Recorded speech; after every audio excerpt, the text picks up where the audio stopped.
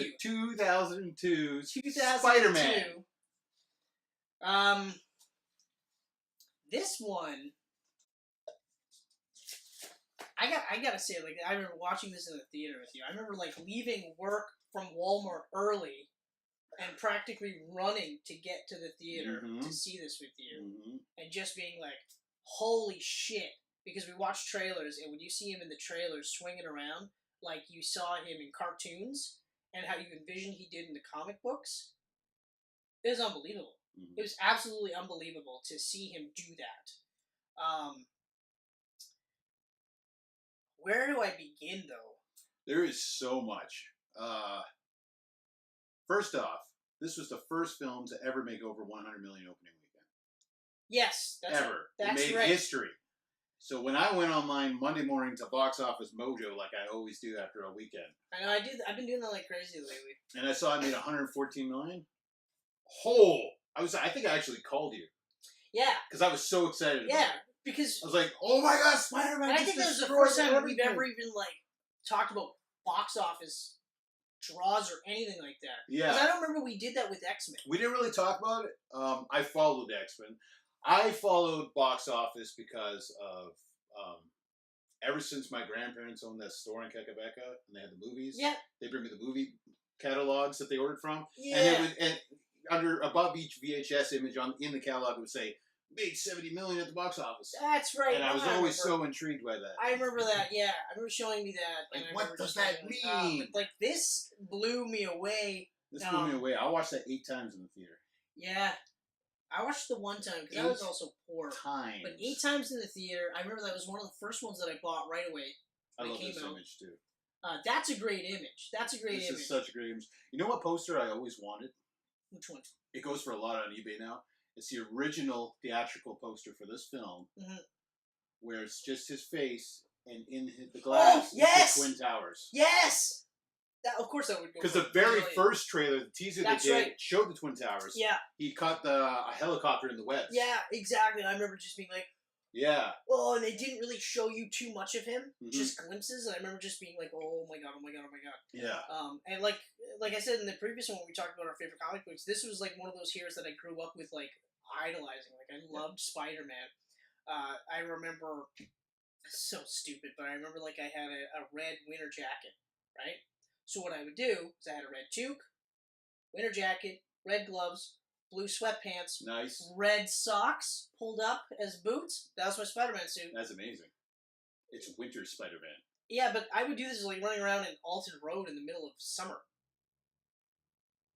Still awesome. I know, it's pretty still awesome. Freaking badass. I don't even know why I thought about that. And then, like, awesome. Even so much so that when Eric Larson took over, and when he drew Spider-Man, his Spider-Man was predominantly red and black, like Steve Ditko. Right. I alternated to have black sweatpants. Oh, the Larson uniform. Yeah, and I did the thwip. Yeah. Oh, by the way, Into the Spider-Verse. Yeah. Hilarious when he's just thwip, like, and thwip. See, you got two at the same time. I was like, that's awesome that he sang thwip out loud. So we got the first trailers and stuff, and we're all super excited to see the live-action movie of one of our childhood heroes. And I remember feeling like this the same way I felt like when I watched X-Men. Yeah. You know, just being like... Oh, same here. Because holy fuck. I was pumped for X-Men because it was Wolverine.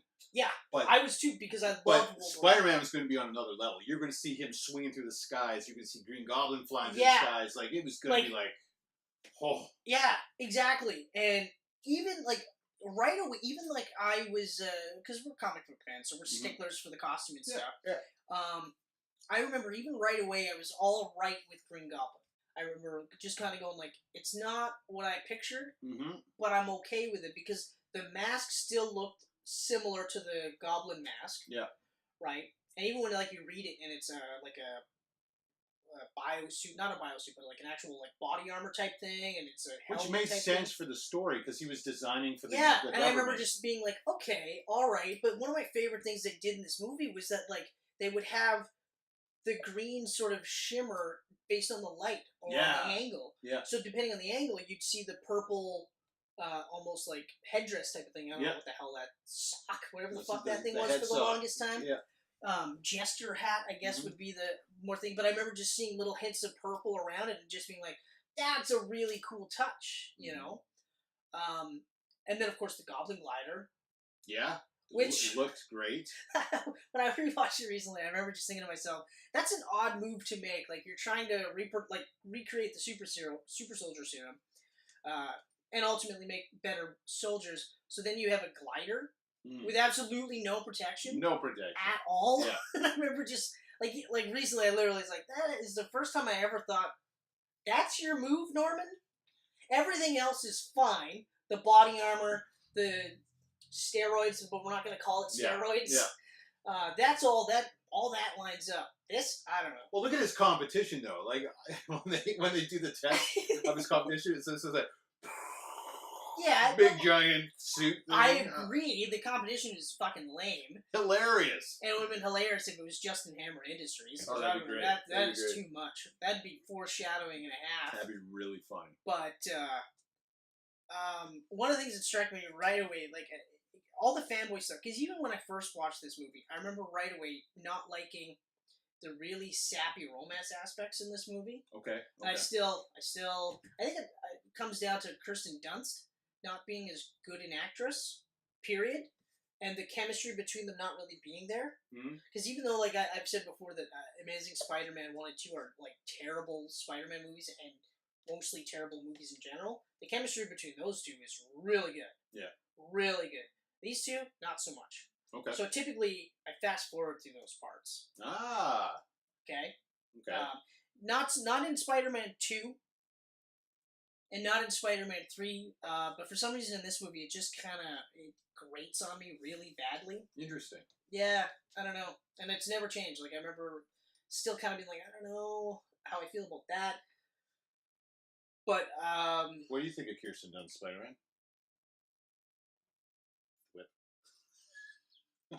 Sounded more like a swing. Yeah. Anyway, maybe some people will get that reference. If you get that reference, put that in the comments.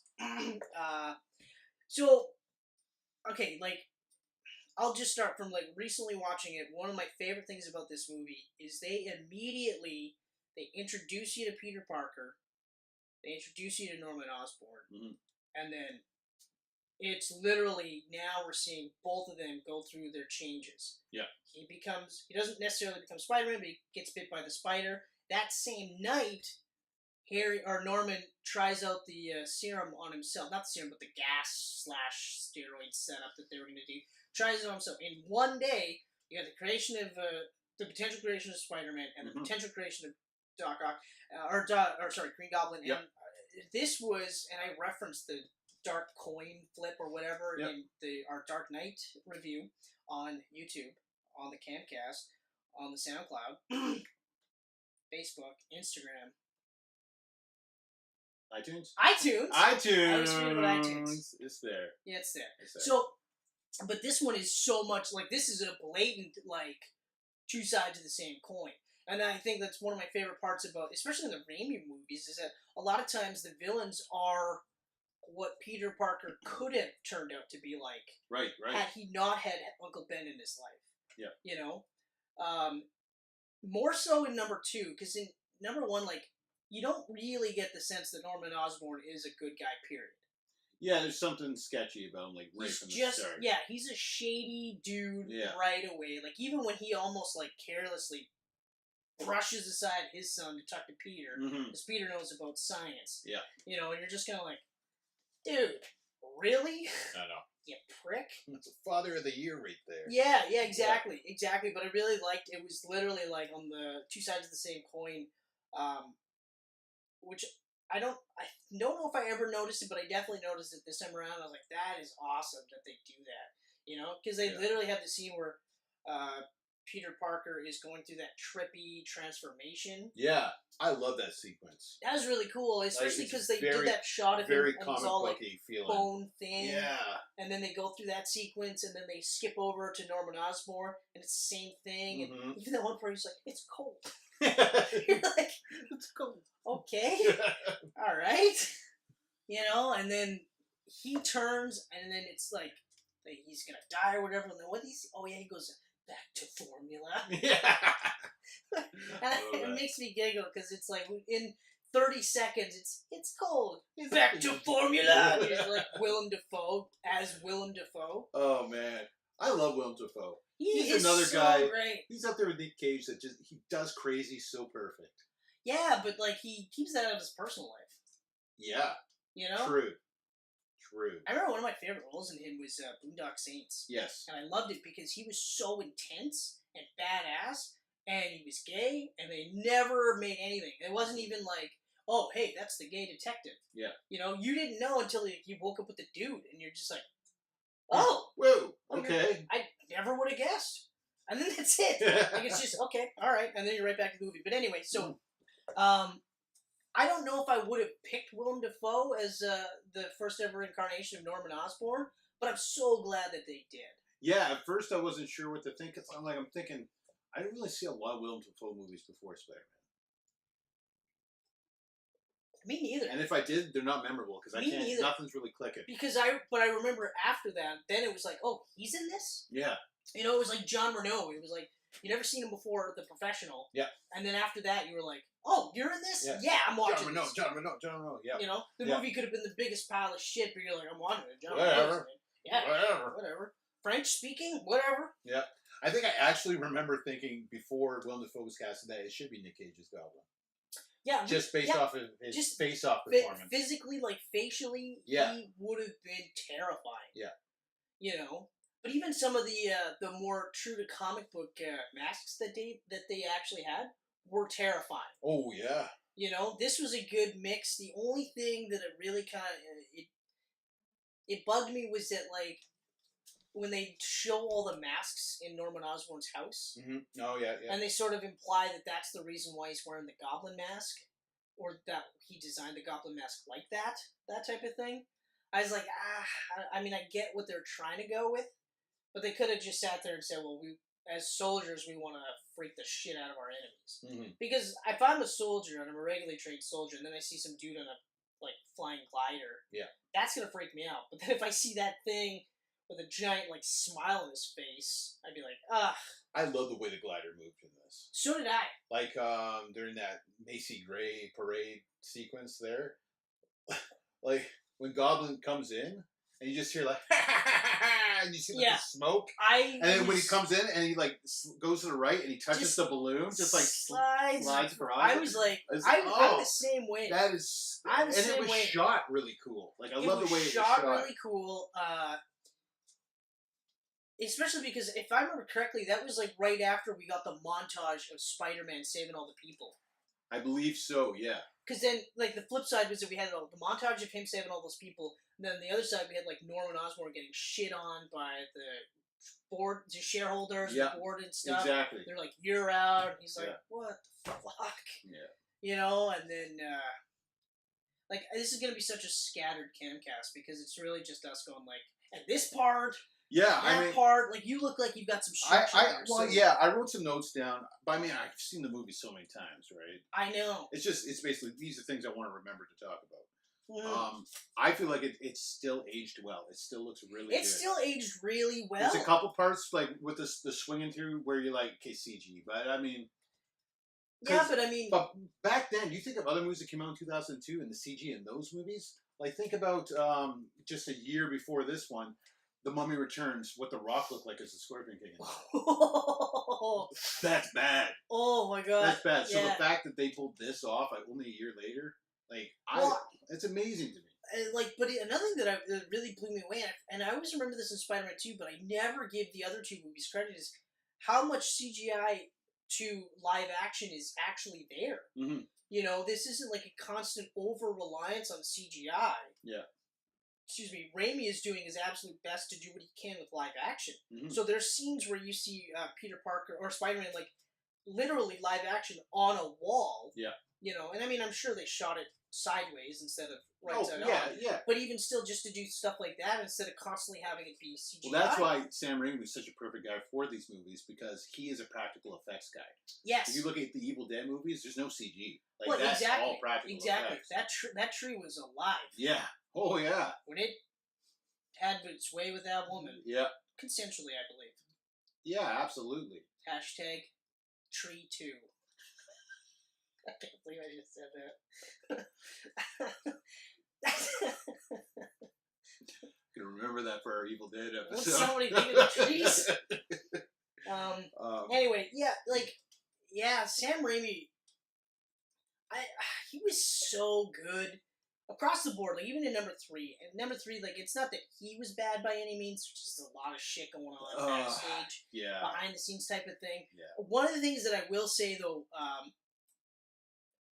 this used to be my favorite Spider-Man costume, live action. Mm-hmm. Okay. Tom Holland's is now officially bumped it. Okay. Here's why. So, the brighter colors, for one. All right. Okay. But, and I think I said this in once or twice in the previous ones, this intricate line work and the reflective mask, while I loved when I was younger, now I'm like, how would the kid do this? Right. And why would he think to do something this distinct, this pronounced, right? Like, if you look at Holland's costume and then Stark's inspired version of his costume, that makes sense, right?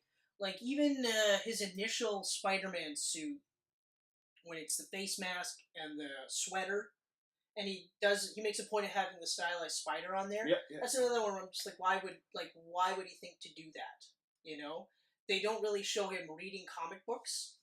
You know, like, at least if you read comic books, then I can go, well, yeah, that's where you got the inspiration from, right? Mm-hmm. You know what I mean? Whereas, but even just this, like, the Ultimate Spider-Man, they actually had it where he originally wrestled in a mask and a sweater, and then the promoter gave him this suit. Didn't have the stylized lines, the webbing, or whatever, but the prototype of the suit was there, and I was like, that actually makes sense. That's really cool. You know, because again, you know, this is a kid whose concept of heroes is from the Ultimates. Yeah. And this is one step away from a costume. So, yeah, he would start to borrow elements from that, whereas this, there's no concept of that. Mm-hmm. I like the Easter egg for Stingray, though, when he's doing the drawings. Yeah. Yeah. but even still, like, I still like this suit better than the Amazing Spider-Man suit. Spider-Man 2, I should say. Amazing Spider-Man 2? Amazing Spider-Man's not really a suit. Amazing Spider-Man's not good, but Amazing Spider-Man 2... Visually looked truer, but this one was tighter. There was no wrinkles, nothing. This is I prefer this one over that one. Though, Amazing Spider-Man 2, it looked really good. It looked really good. It looked like Tom McFarlane's Spider-Man pulled off the page. Yeah, it looked really good, and if you were a huge Tom McFarlane fan, then you would have been like, yeah, that's awesome. Yeah. I was more Larson than McFarlane, even though I loved McFarlane. Right. I was more Larson. Mm-hmm. And I feel like Larson would be more like this guy. Yeah, right. But the other thing that really is the stylized spider, too. Okay. You know? Yeah. Because, alright, like, it goes in line with this, but again, okay, so he goes with the stylized spider, but to that thickness, like, when you see the costume in movement, you're like, that's pretty thick webbing, right? And then here, the spider gets bigger, you can't see it, but the spider gets bigger, and then here, it's the biggest. Yeah. And again, like, across the movies, it's like, well, why would he make that bigger? You know? I mean, I always like this about the webbing, though. The way the sun reflected off it. So it was like a silver shine to it sometimes. I'm glad you mentioned that because I was going to bring that up, too. I found that when I was watching all of them, when they did stuff like that, that actually distracted me. Oh. Just like when they made the webbing really shiny, that distracted me, but it also distracted me because surprisingly the webbing was the CGI aspect that held up the least in my opinion, which was really weird. I agree with that. With the first film for sure. First film for sure. Yeah. Second film was, I felt that they muted it a bit. Yeah. But there's still a bit of the shimmering, and I don't know why, but I was just kind of like, I don't know. I don't know why I never noticed it before, but I guess a little bit more discerning eye, and I was just like, you know? But, and the less we say about the third is always the better. Yeah. The webbing, I remember when they changed it for the film, when they made it organic. Yeah. I was like, weird. Makes sense, I guess. Makes sense. Though, I mean, if it's gonna be like, okay, you got webbing, he's gonna be shooting out with his ass, not his wrist.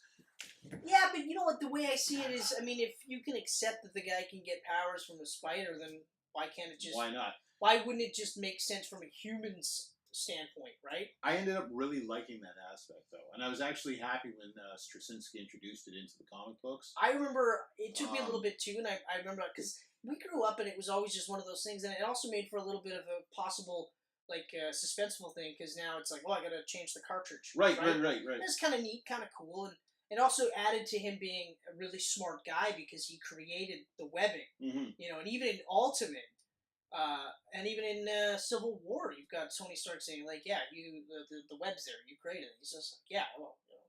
And you're just like, that's really, really smart. But I did like that it was organic, because it almost took that one aspect off the board at the same time. Yeah. We talked about them making it their own, and this was kind of one of those things. And I liked they did it. And they added that in the comic books. I actually, I mean, I liked it, though. When I was rewatching these last week, I mean, it's probably like the 20th time I've watched the first two movies.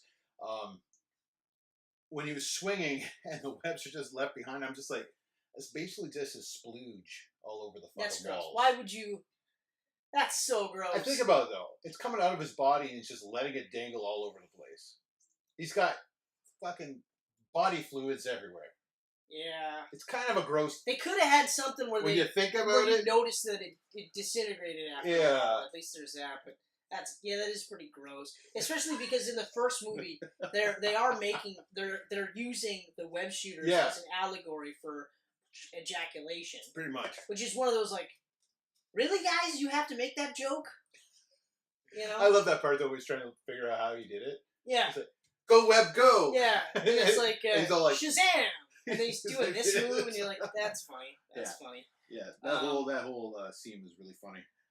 And also, like, I like that, like, everyone talks about, like, the origin movie. This is one of those movies that sort of set the template for the origin movie. I agree. Because he doesn't have the costume right away. Mm-hmm. He has a makeshift costume, right? Then you show him going through some trial and error, right?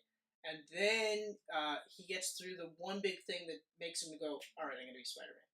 You know? Not just I'm going to be a wrestler and make money and be a big shot. And that's one of the things that I really like in this movie is that I like how they sort of give you the impression that up until Ben dies, Peter is very much on his way to becoming a giant douchebag. Yeah. You know? The first thing he does when he gets these powers is beat the shit out of Flash Thompson. Yeah, which was Joe Magdalene. I know! I was like watching that, I was like, Flash looks really familiar. Who is that? I couldn't place it, and then I saw the credits, and I'm like, that's hilarious. Isn't it amazing? It's so funny when you watch old movies and you see these stars that are big now. Yeah. Like they're starring roles where you never paid attention. Never mind that it's a high school movie and everyone's in their fucking 40s.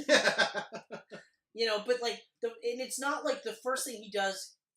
I shouldn't say like the first thing he does is just like beat the shit out of him, but he doesn't do anything other than like he doesn't like do his normal thing where he like backs off or anything. He full on just like he reacts to his spider sense, which is fine, and then like lays him out, and then right when he lays him out, he's not like, oh shit, he's just like, right, and everyone like, you know, they're like Harry and MJ are kind of scared of him, and well, yeah, because it's not even just like the escalation, and I'm not saying that he should have been bullied, and I'm not saying he shouldn't have fought back, but the escalation didn't match where he was at, right? Right. And I mean, we could talk about build up all day long, right? And Ultimate handles the same thing. He does the same thing. But like, even when he's wrestling, you know, he's not holding back against Randy Savage. Fucking crazy. I was pumped when that happened, but now they Sauce ready. Oh, what are you doing? Get down here! Yeah. It's just like. Now that he's passed away, and I watched that, I'm just like, I'm so happy that Macho Man was in that movie. Yeah, but it's also kind of tragic because the amount of roids that are floating in his system at that point. He's huge. And at his age, like, you're just like, like, it was awesome to see him, but it's a little cringy because you're just like... He is so huge. Oh, my God. But it was great, though. Yeah, you know, they had the fucking bone saw thing, and they're like, saw their own arm, and like, you're dumb, but whatever. But it's cool to see that, you know. And like I said, like, even just simple, like, so the promoter stiffs him or whatever, and he's just like, and then he lets the criminal get away, which he has to. Yeah. He has to, because that's the whole purpose. The whole point was he was going to be a fucking douchebag. He could have potentially been a criminal. And then the criminal he lets get away, you know, kills his uncle. He doesn't know this until he finally finds him. And that first scene where he's actually, like, awkwardly swinging through New York, following the cops, is awesome. Mm-hmm. And then when he finally finds him, and they don't specify, but they make it clear that they make it look really like he kills him. They do make it look like he kills him. And, like, the look on his face when he sees him. Yeah. You know, like, no one's ever really said that Tobey Maguire was this, like, amazing actor. But he was really good in this movie. He's really good at it. His crying face is terrible. Yeah. And this is coming from a guy whose crying face isn't the greatest either. He's got a pretty ugly crying face. But he cries a lot in these movies. He's actually a really good actor. Like, you watch other movies like Cider House Rules and Brothers with Jake Gyllenhaal. Like, he is really fucking good at acting. Though he hasn't really done much since Brothers. I think it's because of that gambling ring. Mm. That underground gambling ring that he was a part of, and they were just kind of like, oh, okay, buddy. Yes. You know, plus, I mean, he made a fucking killing. Yeah, he pretty much retired probably after that, but... You know. And, I mean, it's probably good for him to take a break from it so that way people aren't still going, hey, Spider-Man. Oh, yeah. You know? Yeah. The death scene with the... I like that with the Peter Parker, like tells off Ben, right? So tells off Ben. Yeah. You know, it sounds bad, but I like that, and then, you know, lets the guy get away, and then finally, like, you know, and they actually have Ben say, like, with great power comes great responsibility, which they didn't do in the comic books. But I like that they have that scene, and then, so he goes back to that, so that at the funeral, he's just kind of like, it's my fault, and then that's when he goes, I've got these powers, I'm gonna do this to help. So no one else has to go through what I have to do, right? Yeah. And then it's just like, they do the montage scene, and like I said, this is now, Norman Osborn is, now he's becoming Green Goblin. He bombs the fucking other testing facilities, takes out the competition. Yep. So even though that general, who hates him, absolutely hates him, and hates the fact that he has to deal with Norman Osborn, is like, yeah, okay, fine, you get the contract. Yeah. You get the contract. And he's like, yeah, cool. You know? But then Spider-Man starts sticking his nose in his business. They have that cool scene in the house when it's on fire. Yeah. You know? Yeah, where Goblin's, like, pretending he's a little lady. Which, again, like, it's one of those, like, we take it for granted because, like, that's something that Goblin would do in the comic books. But in real life, like, I was thinking about, like, would this businessman think to do this? Like, this scientist businessman go, yeah, I'll just pretend to be an old lady in a cloak. Just to fuck with Spider-Man. Like, why not? You know? But then again... And all because he wants him to join him at first. Yeah. He wants to, like, take over the city with Spider-Man. Yeah, exactly. Like, it's very... And he throws those blades at him. He's that scene where he's, like, dodging them in the fire. And that's like, live action, too. Exactly. That's a live action scene. It looks great when he does that. Gets the cut on the arm. Yeah, and then Norman starts putting it all together, and and I really like that too, where he's starting to put it together, and it's just like, all right, you're fucking Spider-Man, and I was like, and it felt organic, it didn't feel forced. Right, exactly. You know, and then from there, like, it's not exactly like a fast-moving movie for the first little bit, but then once Norman figures it out. Then it's like game on. Oh, yeah. You know, then it's game on. You've got Harry and MJ, they're hooking up behind Peter's back, which actually always bothered me, and it bothers me again still to this day, because I'm just like, yeah, but Harry, like even in the beginning, he's like, go talk to her, Peter. And then Peter doesn't, so what does he do? He swoops right in and starts hitting on her, and I'm like, if you did that to me, I'd be like, buddy, what the fuck? Yeah. Or vice versa, you'd be like, are you serious? You just hit on the girl you told me to go talk to? Pull a Harry move? Well, you didn't make a move. Yeah, and then you're like, what is wrong with you? Like, I'm sorry your dad loves me more. Oh, shit, son! I went there. You know, but, like, even still... So yeah, it's kind of it's a really douchey thing, especially when you're living with him. Yeah. Like, now they're roommates, and now he's like... They're roommates, and he's hooking up with her on the sly. And MJ kind of always... She starts to bug me more in the later movies, but especially number 2, and I'll explain that one. She kind of bugged me in this one, too, because it's kind of like, how did you not know that he liked you? You guys were neighbors? But, whatever. I think she knew. I think she always knew. And then you kind of get the sense that she knew, but knew that he wouldn't tell her how he felt. And at first, she was in high school and she wanted the hot well, that's just it, sports car. Yeah, exactly. Not the nerdy kid next door. Right. Which, okay, fine. But even that one scene, the one scene where They're in the cafeteria, like right before the big fight. Right. And she slips, and he catches everything. Yeah. He does that in real life. Yeah. I think it took like 196 takes or something ridiculous, but when they finally got it, I bet he was like, okay, I'm going to my fucking trailer. Yeah. I'm getting hammered. I'm done for the day. This whole fucking thing. You Holy know? Fuck. Yeah. I was just like, wow. Like, I didn't realize he did it, like, himself. And I thought, okay, that's really cool. No tricks, no nothing. But, anyway, yeah, so like I said, once Osmond finds out that he's Spider-Man, then they ramp up, and they come to one of my favorite scenes in the whole movie, is when Goblin kidnaps Mary Jane. Yep. And then you have Spider-Man getting to the subway car, so two hands, subway car full of people, Mary Jane, they're on the bridge, the infamous bridge where Gwen Stacy gets killed. Yep. Right? Yep. And he's like, you know what, like, this is your choice. You know, you can save the woman you love or the people that'll turn on you in an instant. And I was always like, man, that's so cool, right? And so what happens? Spider-Man kills Green Goblin. That's what happens. Oh, wait, sorry, this is not a DC movie. Mm-hmm. No, this is an early Marvel movie. Yeah. What does Spider-Man do? He saves them both. Yeah. He saves them both. And, like, now you're getting that first instance of now New Yorkers are like, that guy's trying to save my life. Yeah. You know? I love that. Goblin's smacking him while he's holding. Trying to, like, and he's, you know, he saves MJ, but now he's got to save them while he's flipping in air, and you're just, like, holding your breath. And then he catches it, and then they're coming at him again, and then the New Yorkers are throwing, like, people on the bridge are throwing bricks at him. And then it's just like... You mess with Spider-Man, you mess with all of us. Yeah, you know, it's like, no, it isn't, it's like, you mess with Spider-Man, you mess with New York, you mess with one of us, you're messing with all of us, and you're like, yeah! I know. Fucking right! I loved it. And then he beats, and then he fucking takes him. Yeah. No, he lowers the thing down onto the boat, right? Because I forgot the part that I liked is after it's the parade scene. Yep. The parade scene, and Spider-Man, like, saves as many people as he can, and then, or was it? No, it was the fire scene. The fire scene, he gets knocked out by Goblin. And the Goblin does that speech to him where he's just like, you know, hey, they're going to turn on you. Mm-hmm. You know, it hasn't happened yet, but it's going to happen. Join up with me and we can run this town type of thing, like you were saying. I loved that scene because he didn't even take his mask off. No. And this was before he figured it out, right? He didn't take his mask off, and then when he figures it out, then it leads to the subway scene. Sorry, guys. Sorry, I got a little confused here. Whoa!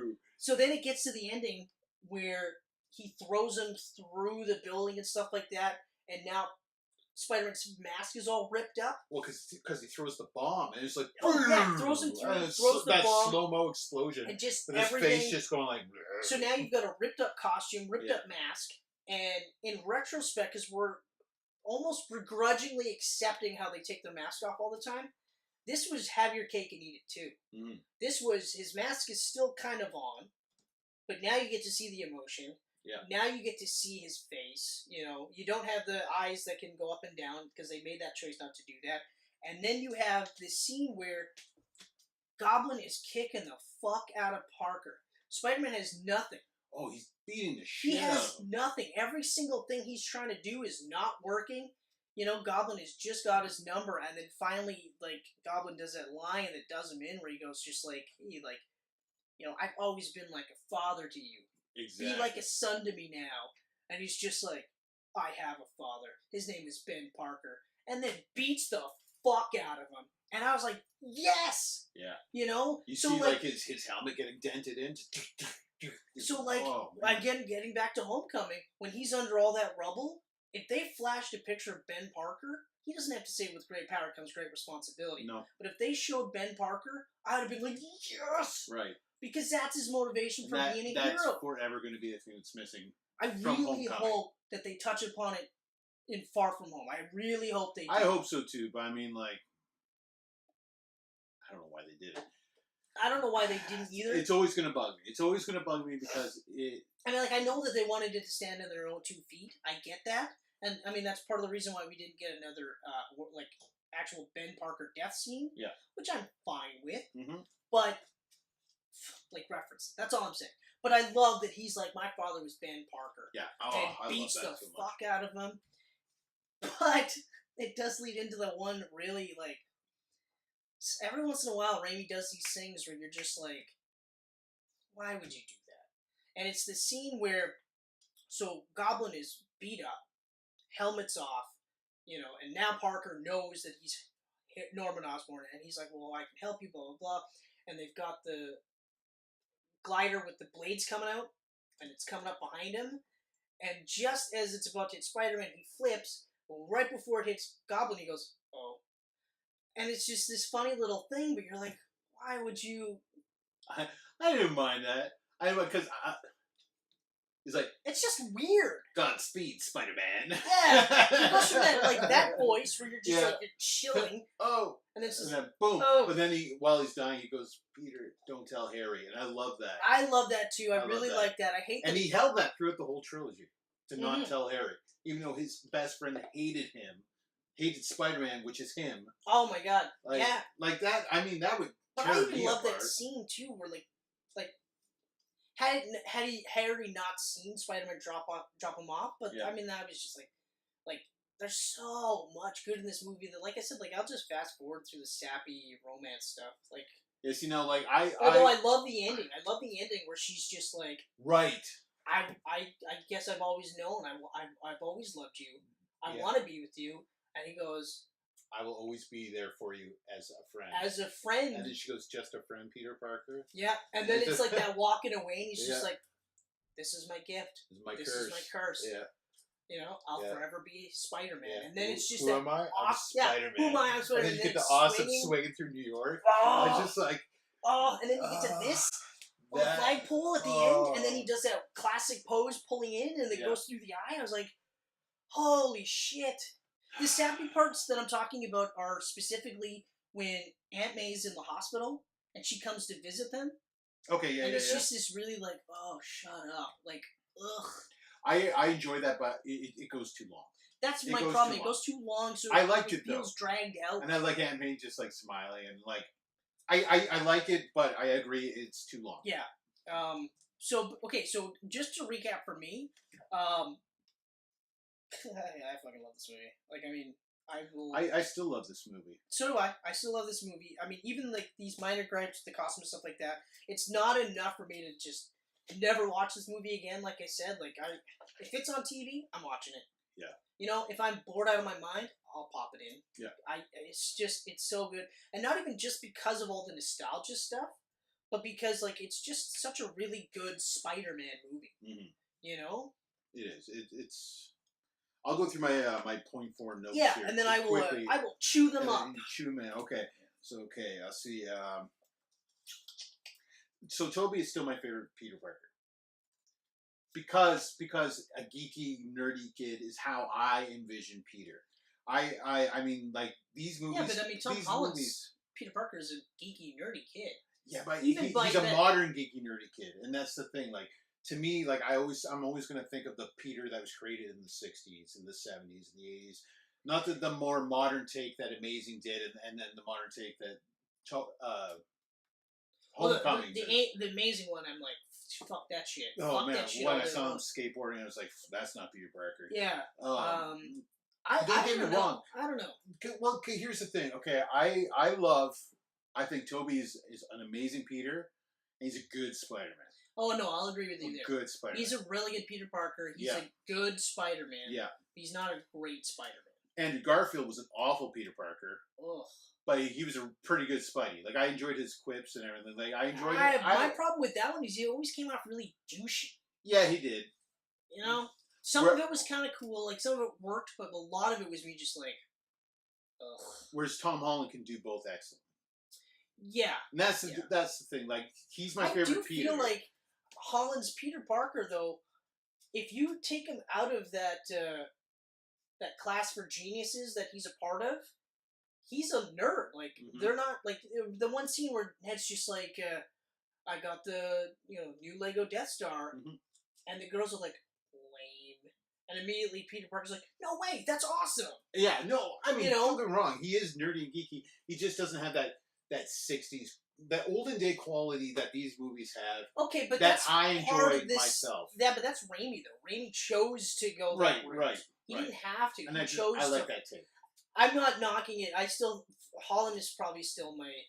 Actually, you know what? I'll have to table it because Spider-Man 2 is still just my perfect representation of Spider-Man and Peter Parker. Like, they're both... And especially because Maguire's firing on all cylinders there. The writing is firing on all cylinders. Holland's really, really... They're probably neck and neck right now. Yeah. Far From Home might edge... no, because Infinity War actually really put it over the top for me.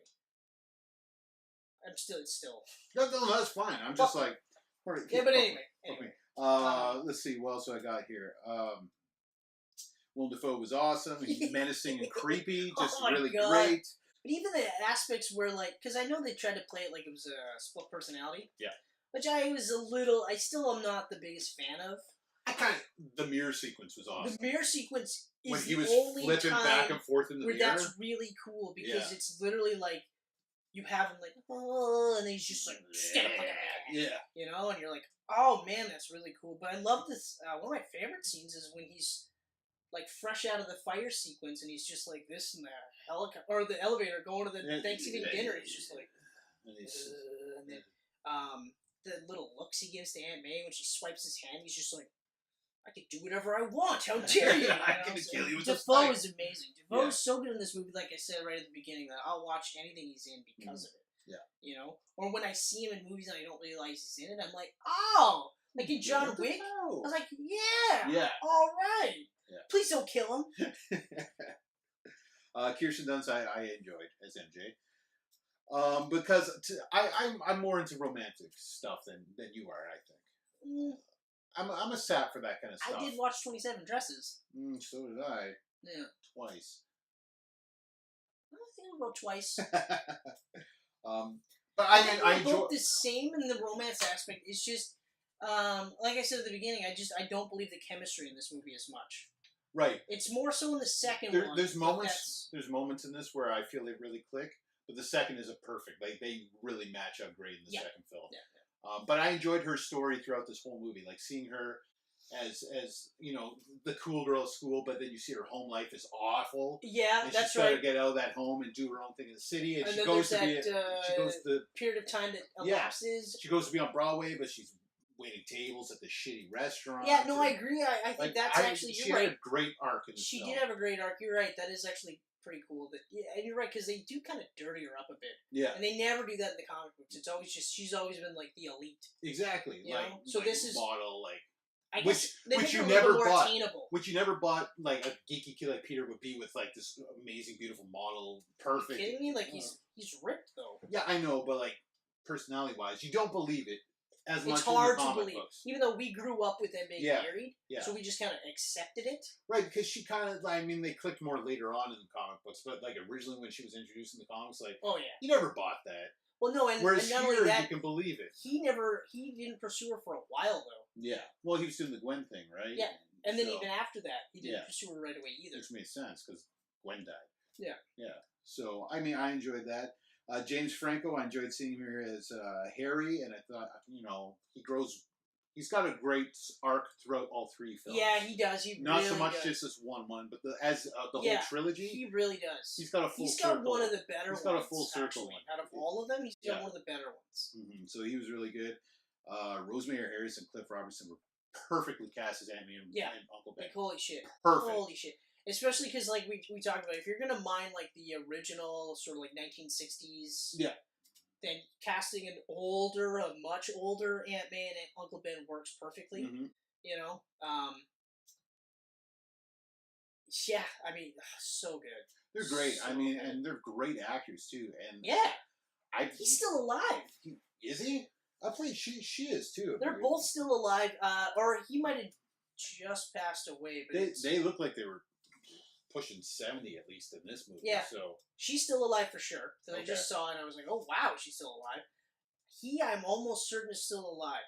Okay. Luckily for them, they don't look too far off from what they I mean, so they were both great. Danny Elfman's score is incredibly memorable. It takes just enough hints from the Batman score, his Tim Burton Batman score, and then makes it its own thing. And it's a great score. Don't forget the Asian woman. The Asian woman. Spider-Man! Oh, Spider-Man! Yeah. Is that the second movie, though, right? She's in both. Is she in both? She's in both. Because in the second one, it's "Where have you gone, oh Spider-Man?" Yeah. She's great. My favorite casting in the whole series is J.K. Simmons. Oh. As J. Jonah Jameson.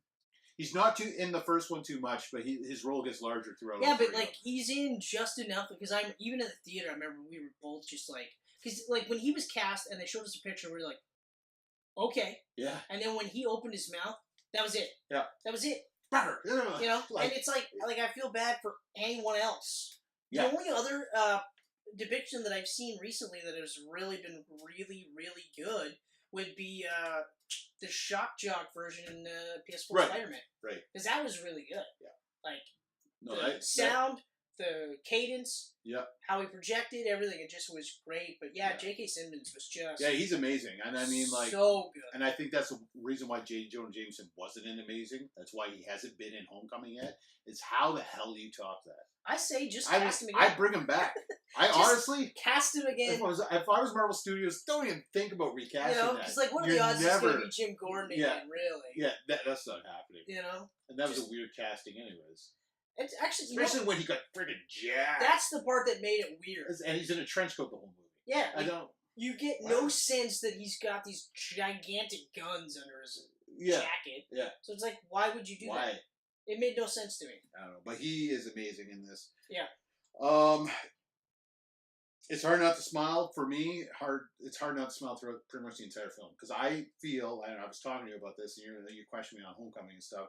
To me, this movie has so much heart to it. No, it does. And the more we talk about this, like I said, and even just watching it, I do still really love Homecoming for a lot of the parts, but not as a whole. Like, it's still a great movie. Yeah, it's a Marvelized Spider-Man for sure. But I mean, like I've said, I don't like the Tony Stark aspects. I don't like how there's no mention of Ben. Like, they almost like go out of the way not to mention Ben Parker. I know. You know, and like there's scenes that for me would have been more powerful if that was the driving force. So like when I watch this, like, it's refreshing because you're like, well, yeah. Or reading Ultimate Spider-Man, even that updated version, that's still, the impetus. You know, I mean, like it ends with him saying, "I couldn't save Ben, but I saved you." It's like, oh yeah, well fuck, man, that's awesome. So yeah, it's so good. My last note that I'm going to mention is I love how Raimi, now he does this with the whole trilogy, I love how he takes iconic moments from the comic books and brings them to life in his films. Yeah. In this one, the kiss. Yep. The kiss in the rain is amazing. Weird. I love that scene so It's a much. great scene, but like adult eyes, it's weird that she would just suddenly kiss the stranger in a mask. I mean, she saved his life, or he saved her life twice. Twice at that point, yeah. And I mean, I guess, I feel like she always had a sense it was Peter. So do I. Like when he tells her in the second movie, she goes, "I guess I feel like I always knew." I always knew, and you're like. And I felt that too. Yeah. Like just the way just something about it, yeah. So, but overall, while it's not my favorite of the trilogy, it's a very close second. It's a great film, and it holds up so well. I hadn't watched it in so long, and so then when I rewatched it, I was like you. I was like, oh yeah, that's right. Like, there's a lot of this that I really, really like. Like even that part where Goblin goes after May. And she's reciting the Bible verse, and he's like, "Finish it!"